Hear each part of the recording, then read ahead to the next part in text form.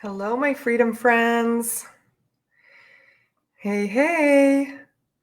Gonna go live here about sheriffs here. So I'm gonna set up something. Okay, edit that. Okay, good.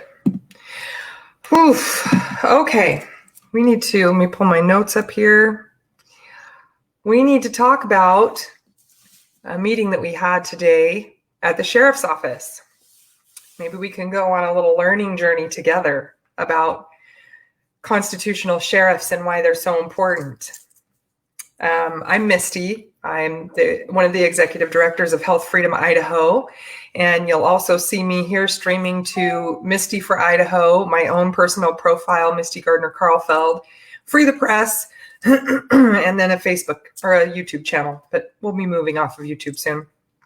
And probably kicked off of Facebook soon, for that matter. So if you want updates, if we're kicked off of Facebook at some point and you want to know what's going on, you have to sign up at healthfreedomidaho.org and make sure that you get our emails, because wherever we end up going, you'll want to be notified. So make sure it just drops down. You go to healthfreedomidaho.org and it drops right down. And you can put your email address in there, or you can become a member for $10 a year and help support our movement. But I think, even the most important thing right now is that you get notifications of where we're moving to should we get kicked off of Facebook. And I believe we're in Brighteon now and making the move from YouTube to Brighteon. So little business. We'll get that out of the way. We had a very interesting meeting today at the sheriff's office, and I'm learning a lot. So I wanted to share my learning journey with you, open it up for discussion, and figure out how to save our republic. We're in a bad way. After this meeting today, we're in a worse way than I thought. So the reason we went to the sheriff's office today, I don't know if you saw the video when we were at Central District Health, and people were getting arrested for not wearing a mask. Central District Health decided last week at their meeting that you had to wear a mask to enter the building. And, that's a violation of open meeting laws and civil rights. They're saying no exemptions. So some would say, as the person that we met with from the sheriff's department, and I'm not going to give his name because the point of this video isn't to go, calling and being irate and frustrated. That's not going to fix the issue. We need to vote better. We need to be educated voters. We need to know what we're looking for when we vet these candidates to be sheriff. So that's my takeaway from this, and that's just what I want to share with you today. The perspective of the sheriff's office, at least now under this sheriff. And this is in Ada County. So you need to be calling your sheriff and your candidates and asking these kind of questions that we asked today, because it was very enlightening. When we asked why, when we've called from Central District Health and we're being arrested by Boise police officers for not wearing a mask, why isn't the sheriff showing up? Because we're calling, and my understanding is that the sheriff is supposed to be that line of defense from attack, both foreign and domestic. And from the perspective of these folks who are going and wanting to oversee decision making about their freedom, mask free, whether it's because of religious issue, a philosophical issue, or a medical issue, whatever that may be, they're being arrested and not allowed to have an exemption. So the first reason that he gave us is because he says that that's not their jurisdiction. And he went on to explain the Boise City jurisdiction versus the Ada County jurisdiction, and how sometimes they play well together because, they have maybe a dive team at the sheriff's office, and Boise PD might need the dive team. And so then they'll come together on those things, which is great. I mean, I guess taxpayers aren't having to pay for a dive team with Boise PD and sheriff. Whatever. I like trying to sift through the nonsense or I'm like, okay, that doesn't answer my question. why aren't you coming when we're calling and saying our civil rights are being violated by our own police? And he said it's not the sheriff's jurisdiction. I need to understand that. He didn't really have more of an answer for me than that. So I need to go diving in on that. How can it be that the sheriff, who's supposed to protect us from any attack, be relegated to a certain jurisdiction? I don't know the answer to that. So I didn't come here today with a ton of answers. I have more questions than I have answers, but I'm going to go on a hunt for some answers and possibly, hopefully, talk to Sheriff Mack, who we know is a constitutional attorney, and maybe he can shed some light on this for us and help us understand what the role is of our sheriff. Am I mistaken? Is their job not to protect us from attack, both foreign and domestic? Are they not allowed to come when a citizen calls because it's not their jurisdiction? I'm kind of befuddled, to be honest with you, because that goes against what I learned in civics class. So we're going to find out about that. So as we were talking, I think the fundamental issue, let me back up and make the point about discretionary arresting. So then I made the point that, hey, he said, well, you're not allowed to be in there without a mask, and they're allowed to make their own rules for the Central District Health Building. And then our point is, well, right, but our civil rights are protected, and also there are open meeting laws. So then that means, we're both coming at this from a legal perspective. Although he said, well, that's your opinion. And I said, no, it's not my opinion.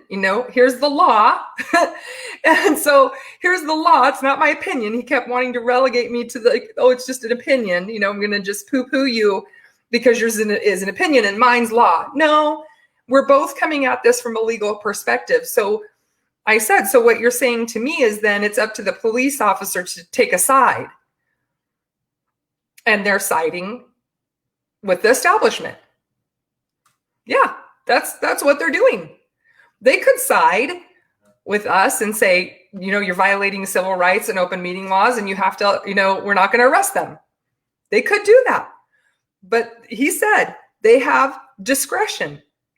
So they're making a judgment call in that moment between Central District Health saying we have the right to create our rules.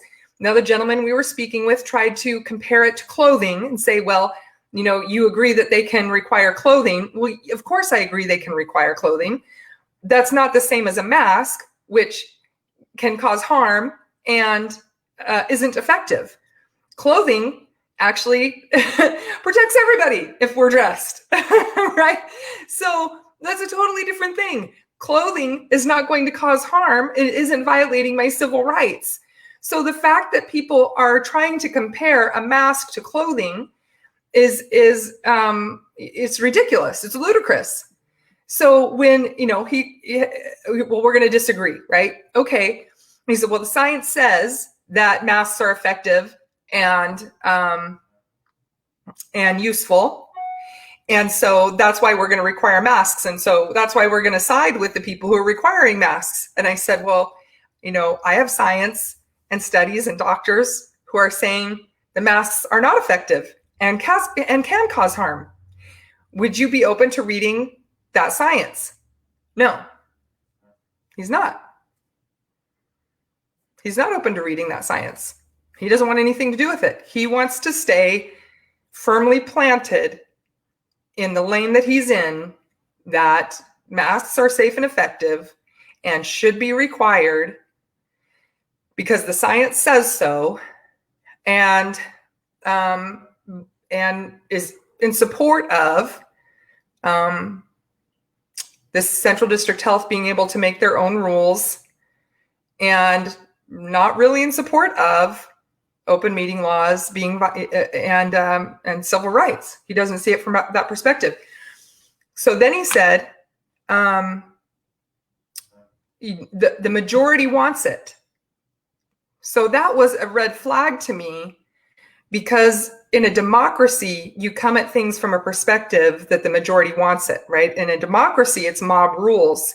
In a constitutional republic, the minority is protected. So right there, that was a red flag to me, because we're not a democracy. We might have slipped into a democracy because people aren't upholding the Constitution, but we're a constitutional republic where the minority is to be protected. And the way that I explain that to my kids is, you have that new bike. My son likes to skateboard. He's got a skateboard. So if the rest of the family says, you have to give me your bike. Does everybody agree? Everybody agrees? Yeah. You have to give mom your bike. You don't get to have your bike anymore. Then you have to do it. Because in a democracy, we all voted and we outnumber you. So I get to have your bike. In a constitutional republic, my son gets to keep his bike, no matter what the mob says. So it's a problem that the sheriff's office, and he's representing the sheriff's office in this meeting, comes at things from the perspective that we are a democracy. That is a problem. Because then, if the majority wants the mask, the majority gets the mask. Then everybody has to get the mask. If the majority wants the vaccine, he didn't say this, but that's where I'm going to logically, then everybody should have to get it. That's crazy. Now, he himself said, I want to be clear, he said, I would never administer a vaccine. We asked why. He said, because he's not a medical professional. That does not mean he's not in favor of someone else giving the vaccine. So that, that was not that did not make me feel better when we were trying to really ask him about the vaccine situation. So they are requiring masks, he explained, in the jail. And if you don't want to wear a mask, then you have to be isolated because they assume, I guess, that you're COVID positive. So anyway, I was very deeply disturbed that Ada County Sheriff's Office believes that we have a democracy and is not pushing to go back to a constitutional republic and supports a mob rules mentality and will not come to our aid if it's not their jurisdiction. And if made to decide between laws that say that the health department, health district can make their own rules, or civil rights and open meeting laws, they're going to side with Central District Health. So we're on our own. That's what that says to me. We all walked out of that room today and we're like, we're on our own. We don't have the backup support of the sheriff's office that we thought we did, at least not in Ada County. There are other constitutional sheriffs, and it's becoming more and more clear, like Sheriff Mack, and it's becoming more and more clear how necessary that is. It's no small thing. It's no small thing. It's huge.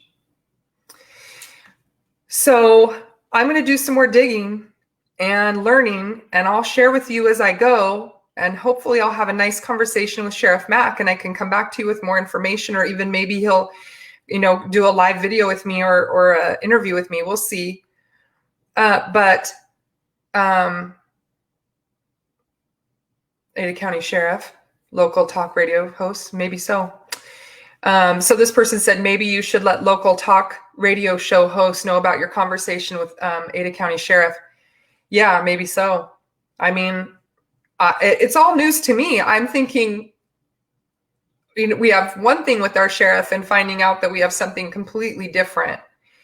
And that does not make me feel safe as we head into a possible mandated COVID vaccine. I mean, President Trump said he doesn't see himself, his latest quote, and I've been pretty hard on President Trump about the vaccine issue because he previously said you're not going to have to get it if you don't want it. Well, What is I don't want it, right? I mean, if I want to have my job, I'll want it. If I want to go to the grocery store, I'll want it.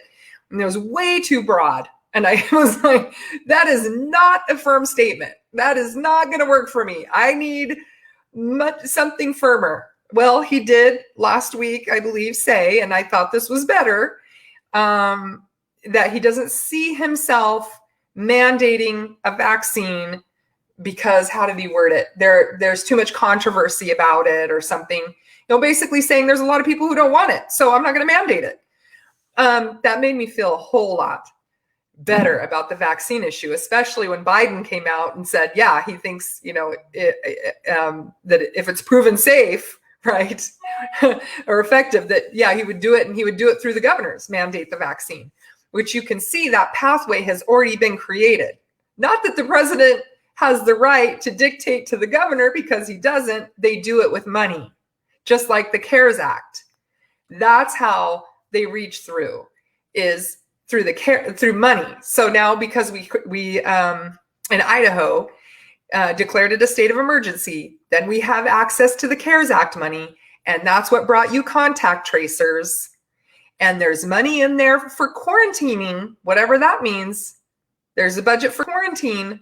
What does that mean exactly? Quarantine in your home? Quarantine in their own facility? Okay, you see where I'm going with this? That's how they have the long overreaching arm from the executive branch to the governor, to the health and welfare department, to the health districts. Now, we have a very concerning law, and the sheriff's office is not wrong about there being a law, that they can make these kind of rules.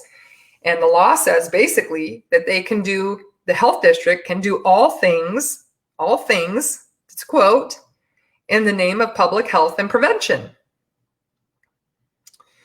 That's very open. So that's where that discretion comes in, where the police discretion comes in. There's the law that says the health district can do all things in the name of public health. And then there's civil rights, and there's open meeting laws. And they get to decide in that moment which one they want to enforce. So we can see the decision they're making. And I don't think that's going to be changing unless there's some real change of hearts there. So I think we can see where this is going when it comes to the vaccine. And we have a real problem on our hands if we don't have the backup of the sheriff. So now more than ever, be an educated voter. Make sure you look right now. Don't wait. You might put it off. And voting, what are we, week and a half away? Find out who's running for sheriff. Do you have a constitutional sheriff?